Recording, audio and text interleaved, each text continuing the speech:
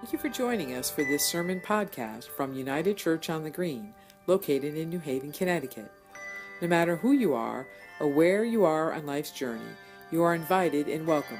If you enjoy this podcast and would like to learn more about our open and affirming ministry at United Church on the Green, please visit our website at unitednewhaven.org.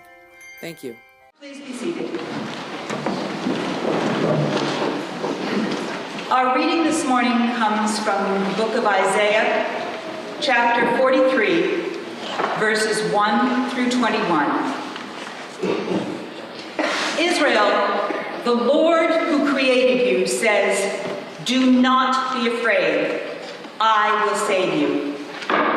I have called you by name, you are mine. When you pass through deep waters, I will be with you. Your troubles will not overwhelm you. When you pass through fire, you will not be burned. The hard trials that come will not hurt you. For I am the Lord your God, the holy God of Israel, who saves you. I will give up Egypt to set you free. I will give up Ethiopia and Seba. I will give up whole nations to save your life, because you are precious to me, and because I love you and give you honor. Do not be afraid, I am with you. From the distant east and the farthest west, I will bring your people home. I will tell the north to let them go, and the south not to hold them back.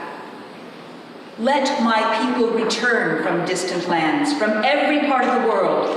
They are my own people, and I created them to bring me glory. God says, "Summon my people to court. They have eyes, but they are blind. They have ears, but they are deaf. Summon the nations to come to the trial. Which of their gods can predict the future? Which of them foretold what is happening now? Let these gods bring in their witnesses to prove they are right, to testify to the truth of their words. People of Israel, you are my witnesses. I chose you to be my servant, so that you would know me and believe in me, and understand that I am the only God. Besides me, there is no other God. There never was, and there never will be. I alone am the Lord, the only one who can save you. I predicted what would happen, and then I came to your aid. No foreign God has ever done this. You are my witnesses. I am God, and always will be. No one can escape from my power. No one can change what I do. Israel's holy God, the Lord who saves you, says, to save you, I will send an army against Babylon. I will break down the city gates, and the shouts of her people will turn into crying. I am the Lord, your holy God. I created you, Israel, and I am your ruler. Long ago, the Lord made a road through the sea, a path through the swirling waters. He led a mighty army to destruction, an army of chariots and horses. Down they fell, never to rise, snuffed out like the flame of a lamp. But the Lord says, do not cling to events of the past or dwell on what happened long ago. Watch for the new thing I am going to do. It is happening already. You can see it now. I will make a road through the wilderness and give you streams of water there. Even the wild animals will honor me. Jackals and ostriches will praise me when I make rivers flow in the desert to give water to my chosen people. They are the people I made for myself, and they will sing my praises. God is still speaking to us. May our hearts be open to listen, learn and understand. I was talking to the children about the changes in the season. Changes are inevitable. It's something that we can't control in our lives. Many of us have a favorite season, and mine is autumn. We have other favorite things like colors or flowers or coats or shoes or creatures. Yes. The reason we have favorite things is because it brings hope beyond what is routine. I love autumn. It's my favorite time of the year. Summer makes me feel like I'm going to melt. And fall, wind, like we had yesterday, makes me feel refreshed. Because to me, it feels like there is hope. And fall, like I told the kids, is when I know God is up to something. For you, it may be summer, or it may be winter, it may be spring. But I ask myself, what is God up to? And that's what I'm asking about United Church on the Green right now. What is God up to? Because we know a change is coming. We know a change is coming. But what I want to ask today is what's going on inside your heart. In Isaiah 43, 18 and 19, it was at the very end of what Catherine read. I wondered if you noticed it as she read it. It says in a different version, "See, I'm doing a new thing. Now it springs up. Do you perceive it? I'm making a way in the desert and streams in the wasteland." A wise man once told me, there's only one thing that never changes. And the one thing that never changes is change. As a congregation, for us, change is coming. Bonnie is leaving, and a new pastor is coming. 1 year from today, we'll have a new pastor. And hard work is being done right now behind the scenes. We have a search committee. And I want to thank the search committee for being there, for doing all the hard work for us. And I know that you all thank them as well. And we know this is a huge responsibility that they have, and we thank them for it. I thank you for it. But beyond what's going on in the search committee, I want to ask, what do you want for our congregation? What do you want our legacy to be? And what is your response going to be? We can grumble, we can complain, we can be happy, we can rejoice, but we all have a response to what's coming. So I just want you to ask yourself right now, what's going on in my heart? And what are you saying to yourself right now as I talk about a new pastor coming? Change is inevitable, my friends. Change is inevitable. In the change of a new pastor coming,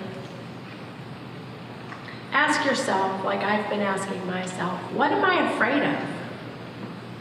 Maybe there's one word somebody can speak up and then I can say it so everybody can hear it. What is just one word of what you're afraid of? I would say I'm afraid of change, period. Anybody else? Unknown. The unknown.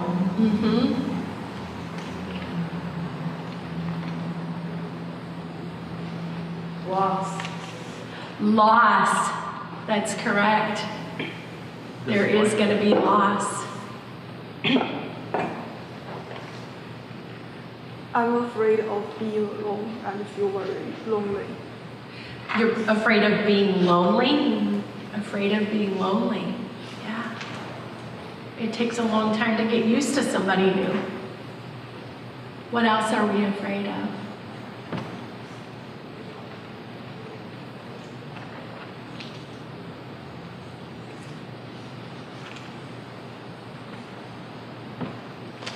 All right, you have it in your heart and you know what you're afraid of. I know what I'm afraid of.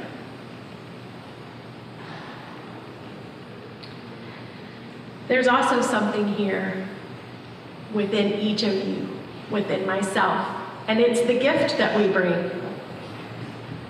There's gifts that we bring to Bonnie.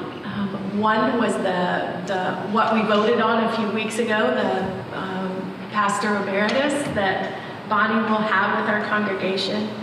There's also gifts that we can give to each other, gifts that we have among us. There's also gifts that we can give to our new pastor that's coming. But there's also a gift that you can give to yourself. And that's something I'm asking myself today. What am I giving to myself? And what am I giving to the generations of this church that come after us? We're sitting here today, but like the leaf, we will all pass away and something new will come, but we have something precious to give to the generations after us. There's love that we can give to Bonnie and to each other, to our new pastor and to ourselves. There's care. There's acceptance. Is there any other things that you all think that we could give? What can we give? Hope. Very good. Yeah. Peace. Yes. Charity. Sharing. Charity. Yes. Joy. Commitment. Welcome. Very good.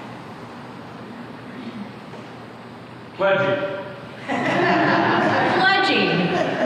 Something that we all still need to talk about. Companionship. Yes. Patience. Honesty. Friendship. Acceptance. Understanding. Patience. I noticed that came up twice.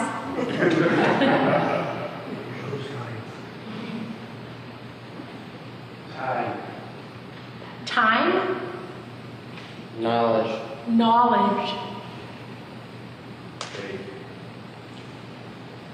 Was that faith? Yes. Did anyone say love? Love.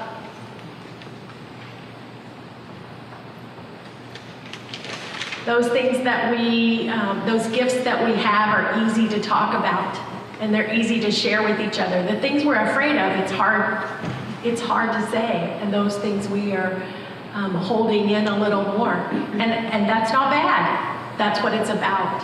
And our sermon today is kind of something that's this is a family conversation, something that's going on within our congregation.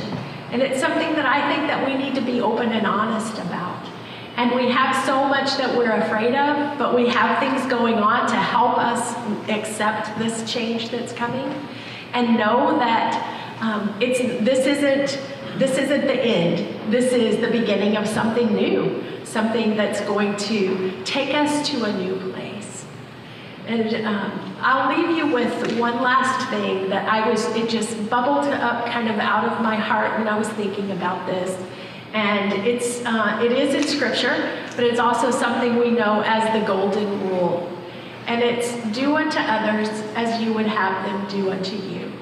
And that goes for all of us. That goes for doing to yourself what you would want others to do to you and care for you. Doing to Bonnie what we would want done to us if we were leaving. Doing to a new pastor that's coming what we would want to us if we were the new pastor, and to each other.